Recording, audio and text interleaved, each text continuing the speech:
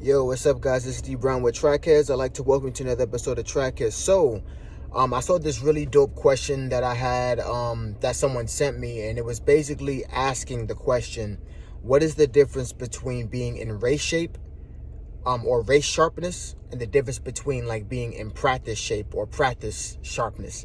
So basically the question is, what's the difference between being in like peak performance for a track meet, like you're ready to run your fastest, you're doing all this stuff, and then also being in practice where like everything is saying that you can run these times, but then you go to a track meet and then that's not necessarily the case. Like, what's the difference, right? So, I took a minute to really think about the question, and I thought about it as a coach and I thought about it as an athlete. So I'm going to answer it in two different ways. Okay, the first one is going to be as a coach. So when obviously I train a couple athletes, and I've been training a couple athletes for such a period of time where I've been able to see these key differences play out in such a like interesting way. So, how I describe it to athletes is basically like when you're at a track meet and you're in really, really great condition, it has to do with your rhythm. It has to do with race rhythm.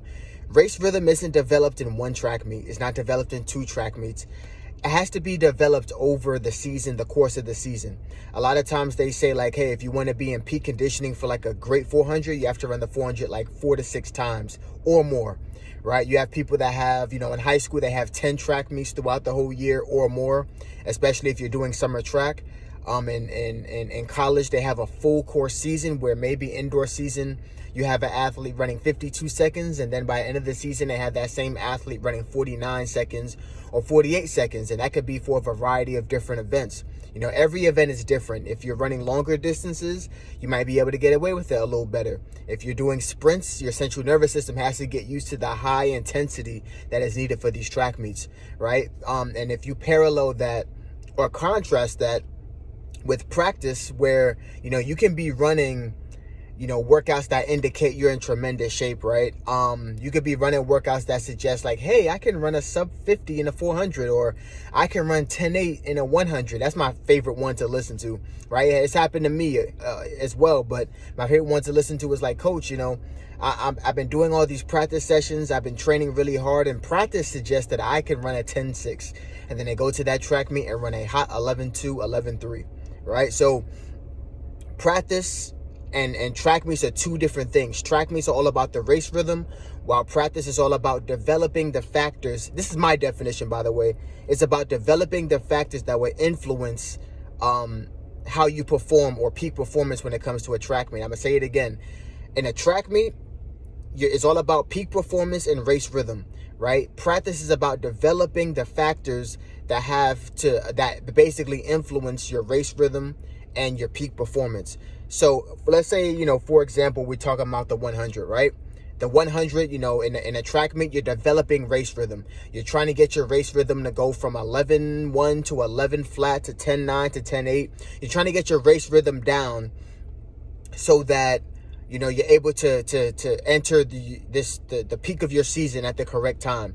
So you could be training again for starting out at 11.2, and your goal is to run 10.6 at the end of the year, right? So you're running 6 to 8 track meets for that season, running this 100-meter dash, focusing on your blocks, focusing on pushing, focusing on having the awareness of people around you, focusing on race modeling, what to do when you drive up to 30, slowly coming up through 45, reaching max velocity by 60 and 70, and maintaining from 70 through the 100-meter dash, right? That's race rhythm. In practice, though, your goal isn't to run as fast as you can every single day in practice. Your job in practice is to focus on the factors that lead to having great race rhythm. So in that example, for the 100, it would be power, right? You have to be able to produce enough power to get out the blocks and enter and have a great drive phase.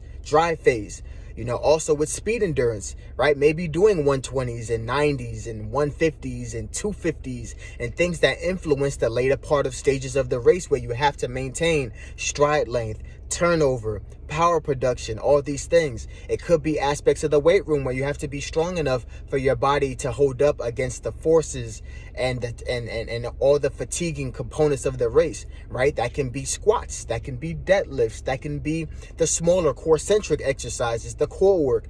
It can be the work in the smaller muscles, the hip flexors, the gluteus minimus, the gluteus medium, all these things that have to influence you staying healthy in order for you to reach peak performance for the track meet. Those are the things that you influence and practice. And I think a lot of people have it confused because they confuse being in shape and practice that, hey, because I ran 5 times 150s in 17 seconds, I'm prepared to go 21 seconds. Like, no, sir. All you did was influence one factor of your event, of your race. All you do is influence one thing, which in this case, for that 5 times 150 example, it could be speed endurance. All you did was influence speed endurance. But if you did not influence, the speed needed to reach the actual velocities that you need to reach in your race, if you didn't work on the acceleration component, which is blocks, if you're not strong enough physically, if you're not strong enough mentally, which comes sometimes in race rhythms when you're at an actual track meet.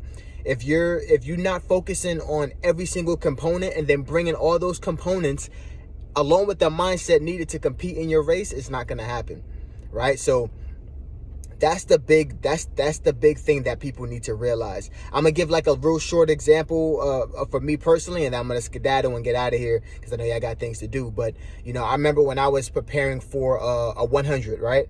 I was preparing for a 100, and I'm influencing every component that I can think of in a meet, right? I'm focusing on blocks. I'm focusing on my speed endurance. I'm doing my 150s, hitting them joints in like 16 seconds, 5 minutes rest.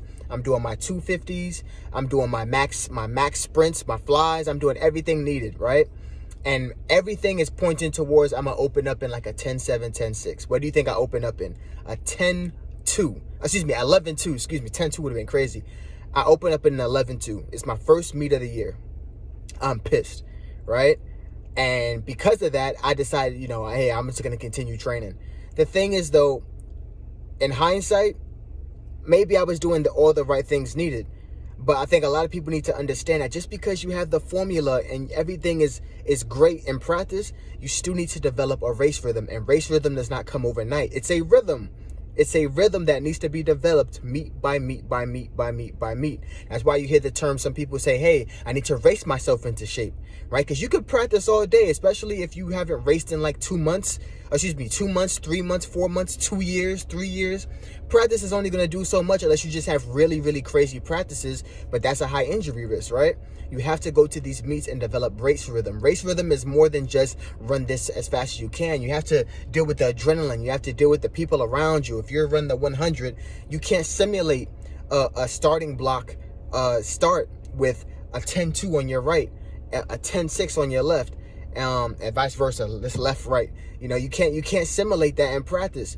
With the atmosphere of the crowd, the atmosphere of people yelling around you, the atmosphere of the starting gun, the breathing that everyone takes when they say set, all these things you can't do in practice, and that's part of race rhythm.